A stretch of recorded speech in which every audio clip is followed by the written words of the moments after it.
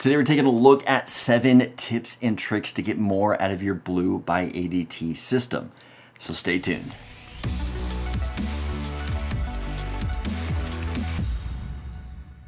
Hey everyone, welcome back to another video. My name is Steve from the YouTube channel Steve Does, and I want to thank you for joining me here at reviews.org. So last week we posted a video on Blue by ADT, and that is their DIY home security system. I will link it above if you guys want to check that out. But in this video, I thought I would dive a little bit deeper into the system and give you some tips and tricks to get more out of this system. But before we get started, don't forget to subscribe and hit that notification bell so you don't miss out on future videos like this one. With that said, let's get started. All right, so starting off with the number 1 tip for this video is that if you are looking at specifically Blue by ADT, which is their DIY system, they do not provide professional installation. So I was a little surprised by that because you think ADT, I think of somebody coming to your house and installing the system because it's so complicated, and this is their easier version, but they don't offer professional installation at all with this system. Now to offset that, they've made it super easy to set up, and that's basically because when your system arrives, it's already set up and good to go. They've connected all of your sensors, all of your devices, everything has already been connected to the hub. All you have to do is just remove the tab to engage the battery and allow that device to sync with the base station here. Once you've done that, it's done. All you have to do is peel off the double-sided sticky tape, place these sensors where you want them, and you are good to go. Now the next thing I wanted to mention was their customer web portal. So you might be familiar that there is an app that you can log into to control your system. Well, there's also a website that you can log into to monitor your system. Now the website looks exactly like the app, but if for some reason you don't have your phone on you, or say you work in an environment where you can't have your phone out, but you can get to the website and you want to monitor your system, they do have a web portal for that. Now keep in mind, this is Blue by ADT, so it is a separate web portal than ADT. I did run into this mistake when I said log into ADT and it brought me to the actual ADT web portal. Well, Blue by ADT is something different, so make sure that you are searching for that when you initially go to the page. The next thing that I would recommend is customizing the names of your sensors. So when your sensors come, they all have very generic names.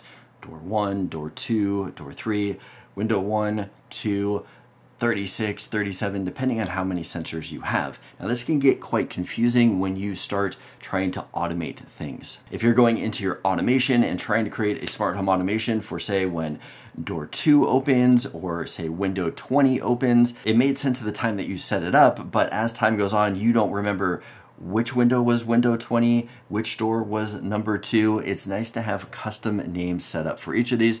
Just makes it easier for you on the long run. Also, when you get notifications, instead of it saying window 14 just opened up, you can now have it say kitchen window number 2 just opened up. And that's going to save you a lot of confusion and frustration in the future. So the next thing to do with your system is to set up custom alerts. So default with this system, it comes with very basic notifications. That's going to be when your system is armed or disarmed, if there is trouble with the system, say it loses power or loses connection to one of the sensors, or if the alarm goes off. Well, you can set up your own custom alerts. One that I set up as a demo is that every time the front door opens, send me a notification and also record what happened. But depending on what kind of hardware and sensors that you have the option of customizing these however you would like. So the next thing I wanted to talk about was third-party integration. If you go into the app, go into settings, click on third-party integration, it's gonna have listed Amazon, Google, and IFTTT. Now IFTTT is if this, then that. And that's how you're gonna set up certain automations to work with other systems. For example, you can set up a location service. So when it detects that your phone has left the area, you can have the system arm itself. In addition to that, once the system has armed itself, you can have it connect to your iRobot app that will automatically start your robot vacuum. You can also have it adjust the temperature of your Z-Wave thermostat when you arm your system. Another integration that it has is with August door locks.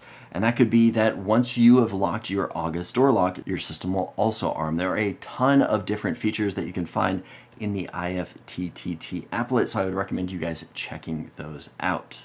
So in addition to all of the ADT hardware, ADT also works with Z-Wave devices. Now this includes light bulbs, smart locks, thermostats, garage door openers. There is a big list of different Z-Wave devices out there. But the good thing about integrating these into your system is that you can now control them through the ADT app, which is really helpful. If for some reason you've tried to connect a Z-Wave device that is not compatible with the system, it's just going to leave it as an unknown device, and that's just going to give it a trigger of being on and off. You're not going to be able to do a lot of customization as you can with a recognized device.